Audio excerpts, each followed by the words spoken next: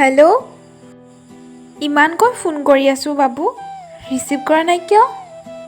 আৰু মেছেজ কেইটা চেণ্ড কৰিলোঁ, খবৰ আছেনে? কি হ'ল, একো নোকোৱা কিয়? না, আজিৰ পৰা মোক ফোন মেছেজ একো নকৰিবা। কিন্তু কিয়? ঠাট্টা কৰিছ ন মোৰ লগত তুমি, হয়নে? মই আৰু তোমাৰ লগত কথা পাতিব নোৱাৰিম। কিন্তু কিয়?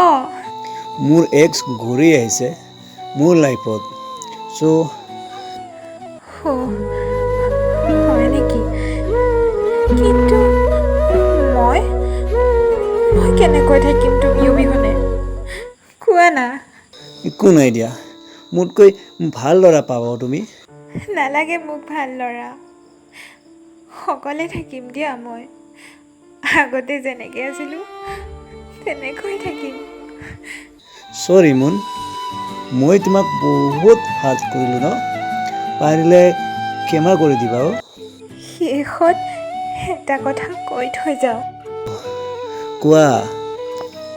আজি মই যেনেদৰে দুখ পাইছোঁ, নেক্সট টাইম আনৰ চকুপানীৰ কাৰণ যাতে নোহোৱা তুমি, নহ'লে এদিন নিজেও বহুত কষ্ট পাবা, কৈ দিলোঁ।